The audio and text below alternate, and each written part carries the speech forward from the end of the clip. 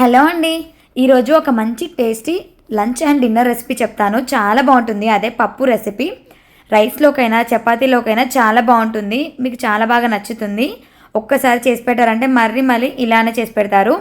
వీడియోలోకి వెళ్ళిపోదాం. ముందుగా టమాటోలు, పచ్చిమిర్చి, ఉల్లిపాయ ఈ విధంగా సన్నగా కట్ చేసుకున్నది కుక్కర్లోకి వేసుకోవాలి. ఈ విధంగా కావాలంటే ఉల్లిపాయలు అయినా కూడా ఇంకొకటి ఎక్స్ట్రా కట్ చేసి పెట్టుకోవచ్చు. ఇక్కడ నేను కావాల్సినంత తీసుకున్నాను. ఇలా పెట్టుకున్నాక ఒక హాఫ్ కప్ వరకు ఎర్రపప్పు, హాఫ్ కప్ కందిపప్పు ఇలా ఒక బౌల్లోకి తీసుకొని బాగా వాష్ చేసుకొని దీన్ని ఆ కుక్కర్ గిన్నెలోకి వేసుకోవాలి. ఇలా వేసుకున్నాక మనం ఎంతైతే పప్పు తీసుకుంటామో అందుకు త్రిబుల్ క్వాంటిటీలో వాటర్ని తీసుకున్నాను. అప్పుడైతేనే పప్పు చాలా చక్కగా ఉడుకుతుంది. ఇలా వేసుకున్నాక లైట్గా పసుపును వేసుకొని కొద్దిగా సాల్ట్ వేసుకోవాలి. మరీ ఎక్కువ కాదు, లైట్గా అలా సాల్ట్ వేసుకొని ఇప్పుడు ఇక్కడ వాటర్ ఎక్కువైపోతుందేమో డౌట్ ఉంటుంది కదా, అలాంటప్పుడు మీకు టిప్ చెప్తాను. ఇలాంటి ఒక చిన్న కటోర్ ఉంటుంది కదా, దీనిని కుక్కర్ గిన్నెలో వేస్తే ఏదైనా ఎక్సెస్ వాటర్ అంటే ఉంటే కుక్కర్ నుండి బయటికి రాకుండా విజిల్ నుండి వచ్చేస్తుంది కదా, అలా లీక్ అవ్వకుండా ఆ బౌల్లోకి వెళ్ళిపోతాయి. ఎక్స్ట్రా వాటర్ అనేది కింద కూడా మాడిపోదు.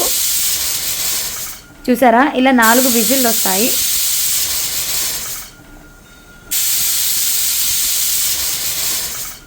ఇలా 4 విజిల్లు వచ్చాక స్టీమ్ అంతా పోయేదాకా ఉంచి ఆ తర్వాత మూత తీసి చూసారు కదా, ఎక్స్ట్రా వాటర్ అనేది ఈ కటోర్లోకి వెళ్ళిపోయాయి. ఇప్పుడు దీన్ని కావాలంటే ఆ పప్పులో అయినా కలిపేయచ్చు ఎక్స్ట్రా వాటర్, లేదంటే తీసేయచ్చు. మీరు పప్పు కన్సిస్టెన్సీని బట్టి మీరు వాడుకోవచ్చు. తర్వాత తాలింపు కోసం ఒక 3-4 స్పూన్స్ వరకు ఆయిల్ని వేసుకొని వెల్లుల్లిని కచ్చపచ్చగా దంచింది వేసుకున్నాక ఒక 2 ఎండుమిర్చీలని వేసుకొని వేగనివ్వాలి. ఇప్పుడు ఒక హాఫ్ స్పూన్ వరకు ఆవాలు, హాఫ్ స్పూన్ జీలకర్ర ఇలా వేసుకొని కలుపుకుంటూ వేయించుకోవాలి. కొద్దిగా పసుపును కూడా వేసుకొని వేగనివ్వాలి. అంతే, ఇవన్నిటిని కూడా బాగా కలిపేసుకొని స్టవ్ ఆఫ్ చేసుకొని ముందుగా రెడీ చేసుకున్న పప్పులో కలిపేసుకోవడమే.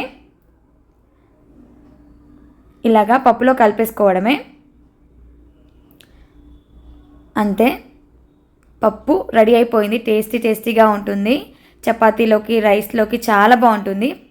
ఇప్పుడు మనం టేస్ట్ని చెక్ చేసుకొని సాల్ట్ పడితే సాల్ట్ని వేసుకోవాలి. ఏదైనా కారం కానీ సాల్ట్ కానీ అడ్జస్ట్ కాకపోతే వేసుకొని కలిపేసుకుంటే సరిపోతుంది. ఇక్కడ సాల్ట్ వేస్తున్నాను, సరిపోలేదు. అంతే, కొద్దిగా కొత్తిమీర కూడా వేసుకొని కలిపేసుకోవడమే. చాలా ఇది చపాతీలోకైనా, రైస్లోకైనా, పూరీలోకైనా చాలా బాగుంటుంది. ఈవెన్ రాగి ముద్దలో కూడా చాలా బాగుంటుంది. వేడివేడి అన్నంలో ఆవకాయ వేసుకొని నెయ్యి ఈ పప్పు కలుపుకొని తింటే చాలా బాగుంటుంది. వీడియో నచ్చితే లైక్ చేసి షేర్ చేయండి. ఇప్పటివరకు నా ఛానల్ని సబ్స్క్రైబ్ చేయకపోతే సబ్స్క్రైబ్ చేయండి.